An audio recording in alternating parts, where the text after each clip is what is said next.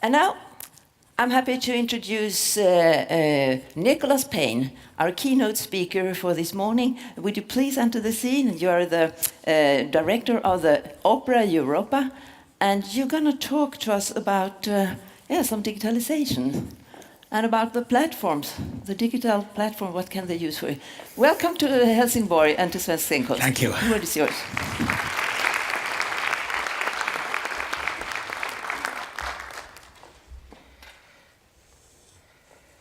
I was, to be honest, rather surprised to be invited, but I'm honoured to be asked to address this important assembly.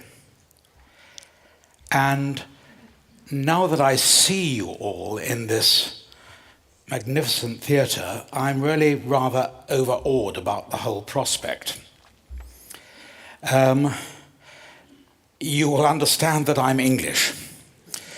And therefore part of that island which is clinging on to Europe in a rather desperate manner at the moment.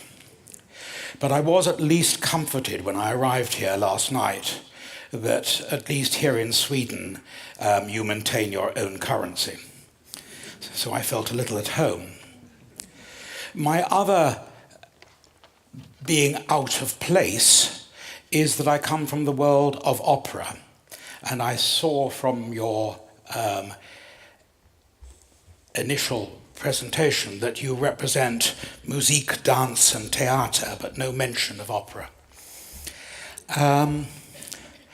In defense, I will say just this, that opera is no more and no less than theatre. Or rather, it is theatre plus music. So, in a sense, we're all in this together. And I hope that in my little presentation, in which I will inevitably concentrate my example on the world of opera, you will recognize something which is relevant for other parts of the performing arts, music, dance, and theatre, because we're all in it together. I want, if I've got have I got the magic marker? Yes, here we are. I wanted to begin with something on which I think we can all agree. All of us who are in this business of the performing arts have a responsibility. And that responsibility is to employ the technology which we have inherited in the 21st century as a means to widen access to the arts. I think there is no argument about that, but if you wish to argue, please do so and throw rotten oranges at me at the end. I move on to something on which we may have disagreement. And that is the thorny question of rights,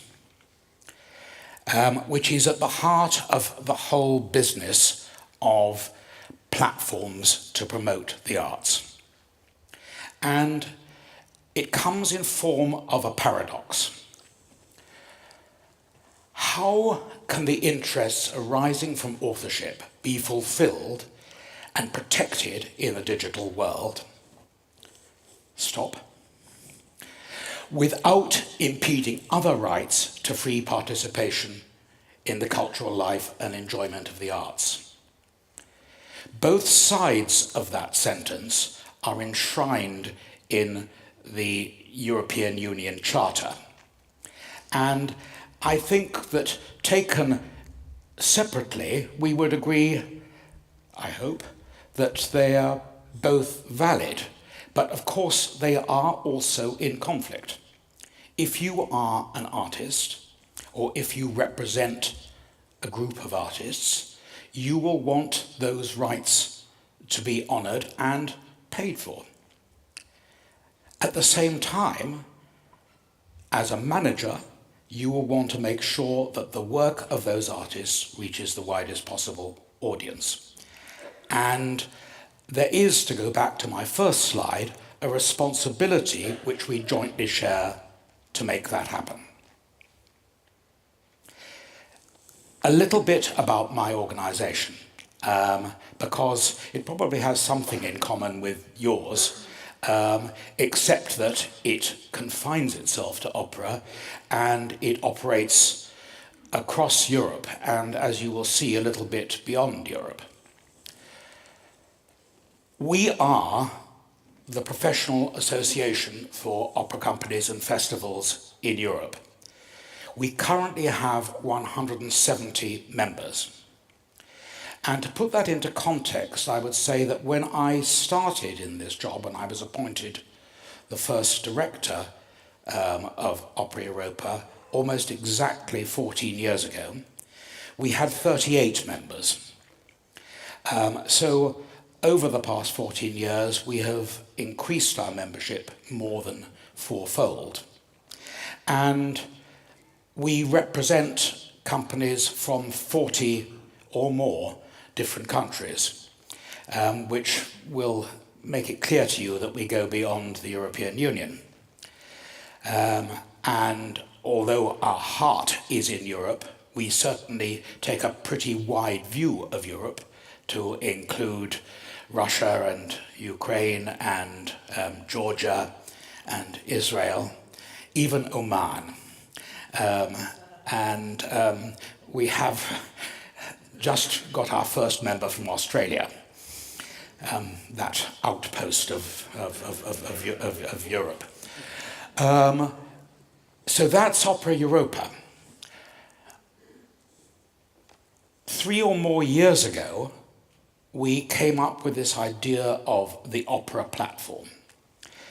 And the idea of the opera platform was that we would combine to provide a digital platform which would enable opera to be enjoyed, but under certain conditions. From the beginning, we determined that it should be a free platform. Anyone can log on to it. You can log on to it now if you've got Wi-Fi access in this theatre. Probably not, if you've got any sense. But you can certainly do so in the lobby afterwards. There is no special code or entrance or whatever. Not everyone agrees with us about that, but it was an absolutely enshrined principle of ours from the beginning. As far as possible, we like to stream live. It involves risks. There could be a disaster which is beamed to the world of some catastrophe in your theatre. But at the same time, of course, it's much more exciting, as anyone who watched the Champions League over the last couple of evenings will realise. And the service is on demand at any time, and its purpose is to promote a European opera season. The idea being, in a way, that the season on our platform is as you might plan it if you were Birgitta Svenden at the Royal Swedish Opera, but across the whole of Europe. And it very deliberately includes very famous, large international theatres and smaller national or local theatres as part of its pan-European remit. Its purpose is to share the work of our companies, all our companies, with a wider audience, primarily in Europe, but actually, because the World Wide Web is worldwide, throughout the world. So far, and it will have been online for 2 years next week, it will have reached roughly 3 million views. And 80% of those will have come from within Europe, within wider Europe, by which I include Russia, this side of the Ural Mountains. And of the remaining 20%, half comes from North America and half from the rest of the world. In order to make this happen, we had to find partners who would take the risk with us. From the beginning, we went into partnership with the cultural broadcaster Arte, the Franco-German broadcaster, which had wider European ambitions, and they provided the technology which enabled us to launch the platform. But we recruited 15 theatre partners as part of that thing. So there were 17 signed up partners in all. Opera Europa, the coordinating partner, Arte, the media partner, and 15 theatres. And those theatres came from 12 different countries. And it was very important for us that it did have that kind of broad remit, and it was not confined to the most obvious operatic powerhouses like Germany, Italy, France, and so on. Interestingly, at that stage, it did not include Sweden. Indeed, the Nordic countries involved were Norway, through Norwegian National Opera, Finnish National Opera in Helsinki, and Latvian National Opera in Riga. It was made possible by a substantial grant from the Creative Programme, Europe Programme of the European Commission. Over a 3-year period, they are providing €1,850,000. And the condition is that that will be no more than 50% of the total spend on the project. In fact, it will be rather less than that because the partners themselves have put more money into it. But the whole principle of the grant is that it is at the very least matched by the various partners, and it has been. And we are enormously grateful to the EC for that investment. The reason they've made the investment is that they believe fervently in the power of the internet and digital platforms to widen access to the arts. And what they want is to build capacity within our companies to do that. As an example, I would say the choice of the partners was very careful, that it included some who were really rather experienced in this business. For example, Wiener Staatsoper, Royal Opera House Covent Garden, Teatro Real in Madrid, who have already got equipment and experience in filming material, and others who had little or no experience in the area. And the whole idea was that the group together would share expertise, and those with less experience should learn from those with more experience. And again, I would make a big tribute to our friends at Covent Garden or Vienna State Opera, who've been extremely generous with their time and expertise, in some cases even sharing resources as well.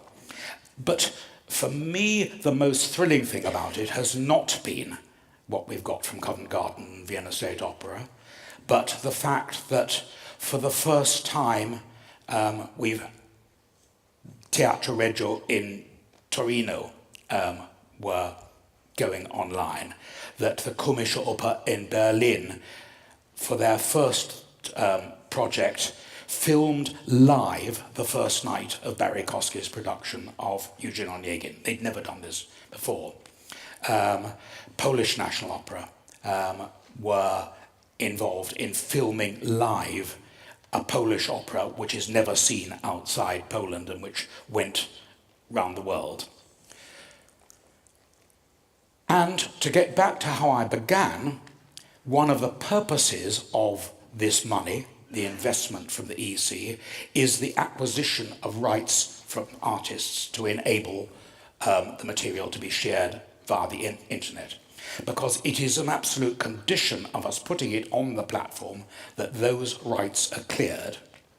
And the clearing of the rights is the responsibility of the partner theatres.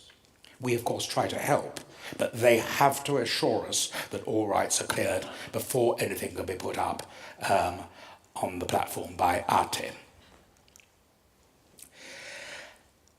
How do we argue for these rights being given by the artists? This is really rather at the heart of our whole argument. The rationale by which we demand the rights at little or no cost from the artists is that it is also in their interest to promote the art.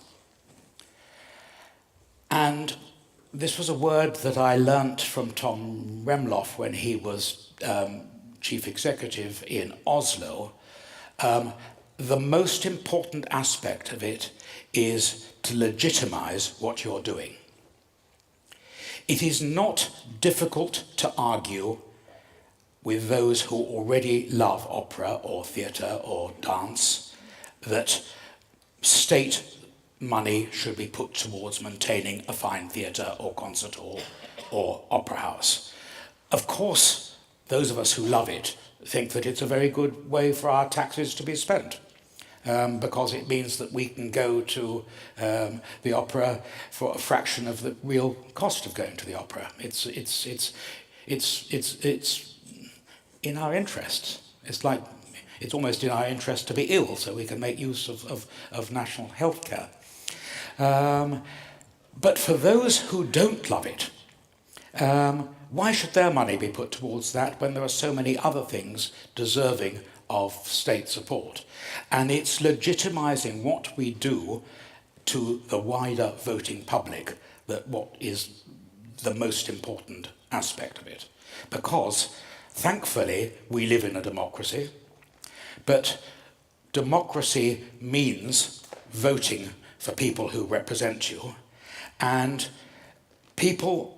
politicians will not support the arts or anything else if they don't think that's what the voters want. Because if they don't, they will be voted out of the next election. And ultimately, that's the thing which determines which way a politician acts. So, because our performances in Europe are largely sustained by public investment, to a greater or lesser extent, depending on which country or which part of that country you live in, it is essential that all of us, by which I mean the artists, the authors, the managers, the technicians, and so on, somehow make it possible for us to reach a more inclusive audience. I will move on to the 4 areas which in an opera company we need to get on side in order to make this work. And those of you who work in spoken theatre or dance and so on, please forgive me for these and try to transpose them into the ones that are relevant to you. And they are in ascending order of difficulty. For singers and conductors, and I suppose therefore actors and dancers, the battle has, in my experience, largely been won. And it is quite a transformation in the last 20 years. When I worked at Covent Garden in the 1990s, large amounts of money were paid to top singers in order to film their material. As a result of which, most companies that made videos in those days went bankrupt by the turn of the millennium because they never got back the investment. There is a sense of realism among singers an artist today that those days are over, and that as part of their performance fee or their salary, they should include access by filming and by streaming. I have been involved in negotiations since the start of this platform, going back to 2014, and the main representative of the singers is the International Artist Managers Association, well known as IAMA, which I expect you're familiar with. And I have to say that they were extremely helpful and cooperative in these negotiations. And together we came up with a constructive proposal for allowing the material to appear on our free opera platform. A key element of it, of course, was that it was free. And my argument to them was this: if I'm charging for this, if it goes out commercially in a cinema or a DVD for which the public pays money, I expect you to take part of that money. If I'm doing it for free, I expect you to give me those services free. And the consequence was that they came up with a guideline document. I prompted them a little bit, but it is actually their document. And I've brought a copy of it with me, but Emily Tatlow told me that she was not prepared to print off 200 or more copies of it to hand round. But we will make it available to any of you who wish by email afterwards. I would say it is a guideline document. It's not enshrined in law, and that any singer or artist can choose to reject it. They can strike the clauses out of their contract and refuse to be part of it. But the fact is that most of them don't strike it out of the contract, and they leave it in. And basically it says that for the purposes of the free opera platform, they will allow their performances to be streamed for free. For chorus and orchestra, I suppose I should extend that to include troops of actors and dancers employed on year-round contract. And I think we are at an interim stage with these. Those who have been doing streaming and filming for some time will already have bought out these facts as part of their contract. When I was at Covent Garden in the 1990s, we began on it. And by the time I left at the end of the decade, we had agreements with most of our participants. And they came as part of a national agreement. And it was a simple negotiation, which was, okay, so you want a 2% increase, you're not going to get it unless you sign up to so many broadcasts a year, so many televisions a year, or whatever.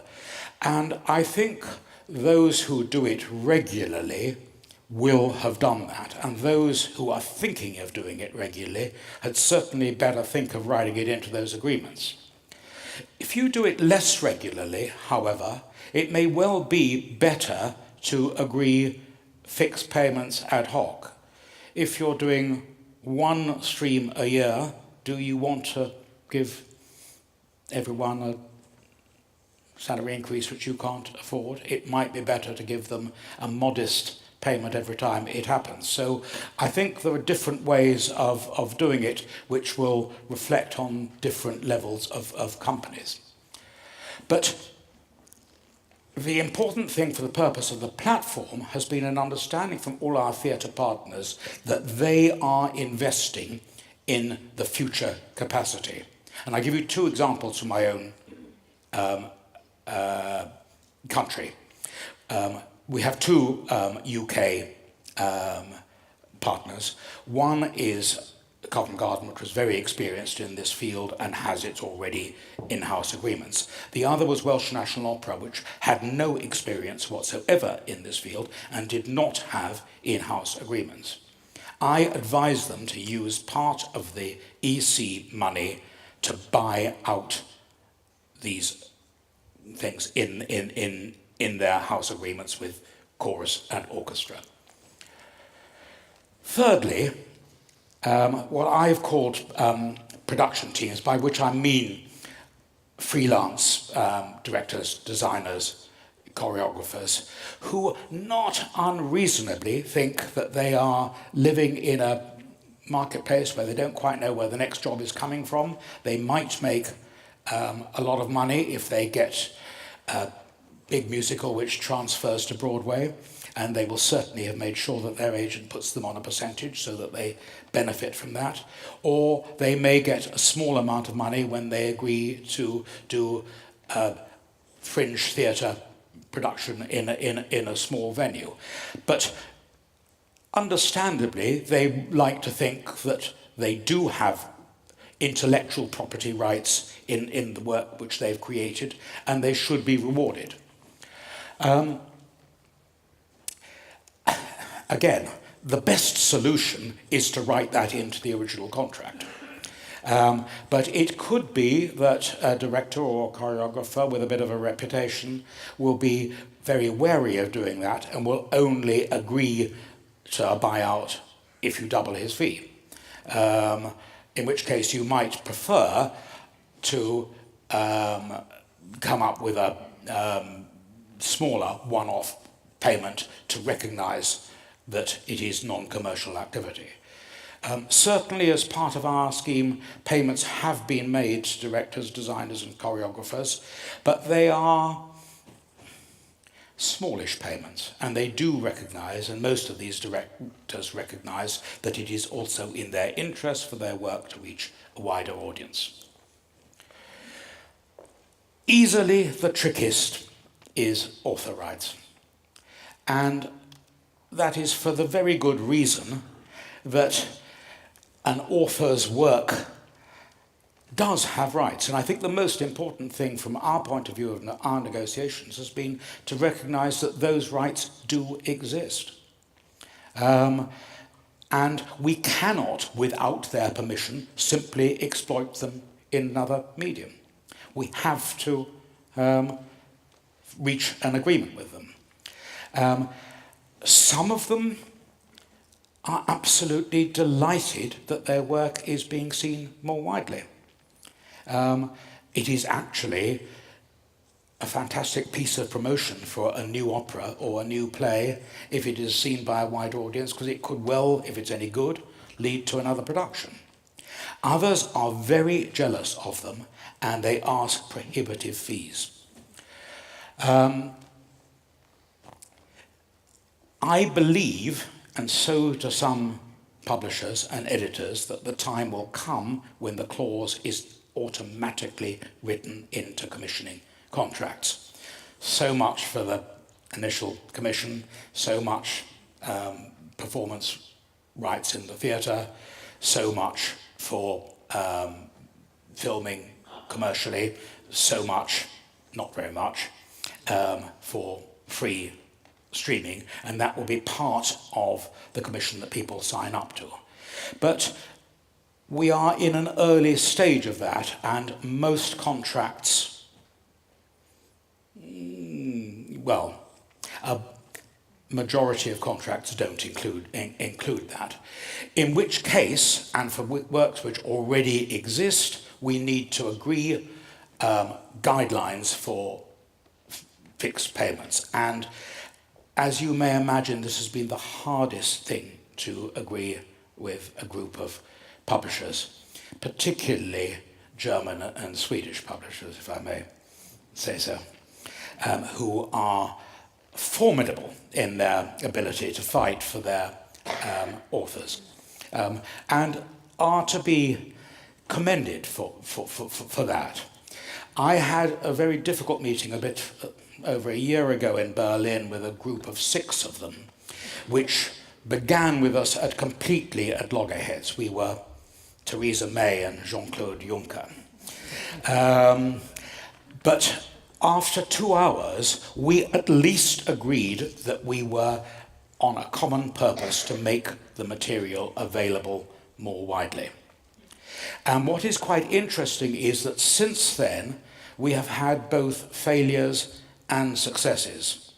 And in order to protect them, I'm not going to tell you which ones they were, but what I will say is that there have been demands from some publishers, and if they're in the room, they might even know who they are, which are excessive and which we have rejected, and as a result of which we have missed being able to stream 3 important operas as part of our European season.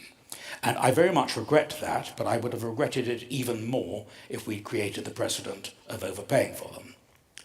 At the other end of the scale, some other leading publishers and leading composers have agreed very reasonable amounts. And again, it would be unfair to quote them, but they have bought the idea that it really is in their interests for their work to be more widely seen, both as a composer and as a publisher or librettist or writer. There are also, in my view, unreasonable demands for what we call critical editions, that is, editors' versions of operas by old composers like Purcell or Handel or Mozart. Of course, the musicologists and specialists who prepare those editions should get something, but it should be a fraction of what is received by a living composer for a new work. And since I'm not offering very much for that, it's really quite a small amount that I will be offering for critical and scientific editions. Moving to a conclusion, I come up with a few points that I would use as a kind of mental checklist in doing these negotiations. The first is to be flexible. It may be, and this is a good example, the one that I actually got last week, which was a very reasonable author payment for a really important new work in a Nordic theatre, was the result of going in early and talking to the artists and the publishers early about what the purpose of it was, and them saying, yes, we see that it is in all our interest, and therefore we're only going to ask for this. But there will be other occasions where the value of the work is greater and where one needs to move a bit more. I originally annoyed the publishers very much by coming up with a guideline figure. I didn't really even believe in it myself, but I did it in order to rattle their cage, because I knew it was very much less than what they were thinking of, and at least it got the negotiations going. As a result, they then came up with an absolute minimum figure they would never go below. And the result has been between my guideline figure and the minimum figure they would never go below, of course. It's a little bit about Brexit negotiations as well. And sometimes it's nearer their figure and sometimes it's nearer or even below our figure. That also reflects that there is a difference between bigger and smaller theatres. A major new commission in the Vienna State Opera or the Royal Opera House, Covent Garden, inevitably attracts a bigger public and more money through ticket sales than it would if it were in a small theatre. And it is right that they pay more. It's one of the reasons why grand rights are calculated as a percentage of ticket sales. They should reflect what is coming in through the gate. Third thing, very important if you ever get into this, is always make sure that you include in any clause about it that you get the ability to do the short extracts for promotional purposes for nothing. Promotional purposes, educational purposes, for nothing. Normally they will agree to the educational thing because everyone is a bit soppy about young people and so on. But There used to be a rule that they would agree up to 3 minutes for promotional purposes, which is not very helpful. The average length of an opera aria is 5 minutes. So what do you do? Chop it off in the middle? It's not very helpful. There is absolutely no reason why you shouldn't have 6 minutes or 12 minutes for promotional purposes, for nothing. We have to be rather firm about that. And indeed, it's one we're going to win. Like everything, the most important thing is that you establish a sense of trust. I know all of you must, in one way or another, be involved in negotiations with social partners, with unions, with local government, and so on. And sometimes you must get very frustrated that what you think is your very reasonable point of view is not being accepted by the other side. And when you're successful because you have established a sense of trust between you and the other party. You don't have to agree about everything. In fact, it's sometimes rather healthy to disagree, and it's very possible that the people on the other side have some very good arguments. If they do, you should always acknowledge them. And likewise, if you've got some very good arguments, the other side should acknowledge them. But what brings you together is that all of your interests is that you want this material to be available to the wider audience, which comes back to my initial point. The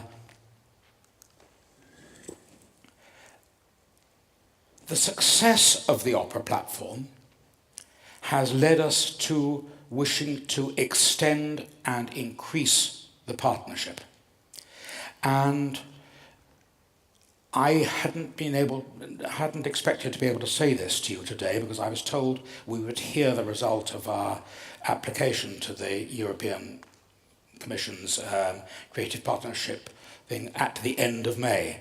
But actually we heard last week that they have given us another 2 million euros over the next 3 years to extend the opera platform's life and to make it more inclusive.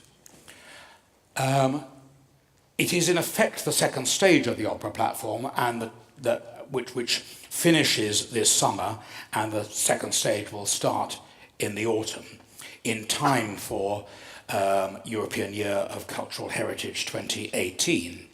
And we have doubled the number of theatre partners and increased the number of countries by more than 50%.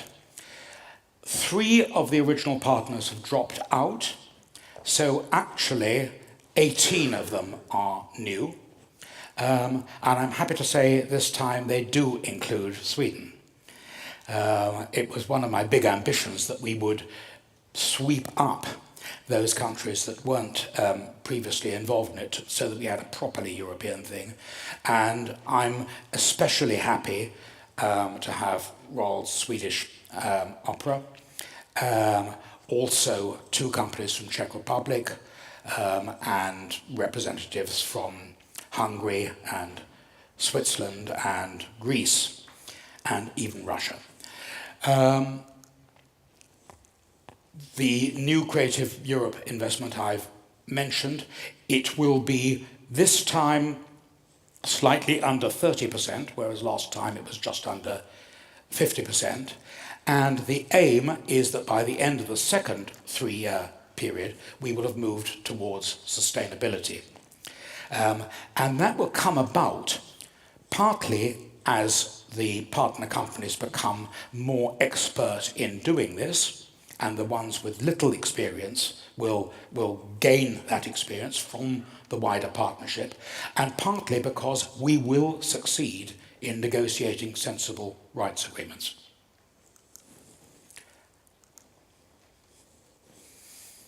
Four questions, I think. I can't quite remember. One is, how do you reach a consensus about what the shared aim of it is? You may well have doubters in this room. I had a very difficult meeting with the Deutsche Bienenverein, whose chief executive at the time, Rolf Bolvin, really didn't think streaming was a very good idea. On behalf of his smaller theatres, he said, what will happen to audiences in the theatre if instead of going to Bremerhaven or Kaiserslautern, they can watch Hatteros and Kaufmann streamed from the Bayerische Staatsoper. There is no circumstantial evidence which says that streaming reduces audiences in the theatre. Indeed, those who do it most regularly are the ones that play to 98% capacity in the theatre. Nonetheless, you can understand the fears about it, and we need, well, look, I'm not going to convince them. What will convince them is time. When Caruso recorded Vesti la Giubba on a 78, people said that it was going to be the death of opera in the opera house. It simply made Caruso a superstar and sold a lot of tickets for him and for opera in the opera house. The same Jeremiah said the invention of the long-playing record or television would kill audience in the theatre. On the contrary, it's democratized audiences. And the same is true of technology in the 21st century, and it will be proved to be so. Is our main purpose access, reaching people who would not otherwise have been reached before? Certainly a key element of the new Opera Vision thing is its education strand. There will be much more material aimed at schools and colleges and young artists and so on than in the past. More curated, short form material. Or is it promotion? Is it to say, if you can hear about opera in this theatre more widely, more people will know about it. It is the form of promotion that is now most common. I think I've already answered that. It will not replace live theatre. It has no pretense at replacing live theatre. It is fantastic for people who live in Lapland to have the possibility of seeing an opera in Helsinki, which would mean a very long journey for them otherwise, but they wouldn't have bought a ticket in Helsinki anyway. So as far as people in your town are concerned, I think it is an adjunct rather than a replacement. And the key to the whole thing is how we make sure that the live and the streamed nurture each other, and how they lead you towards wanting to experience the live event in the theatre. It is a huge opportunity for all of us. Look, I'm quite old. I'm somebody who used to queue up in order to hear people from the top levels of the house. That's how I learnt my opera, and it is inconceivable of me that is not, for me, that is not the thing.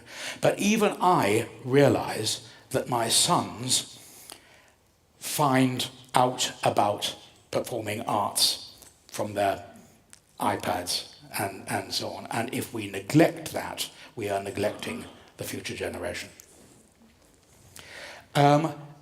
If you get a copy of this, I'm not going to try to do it here in front of you, and anyway, I think I've probably gone on too long.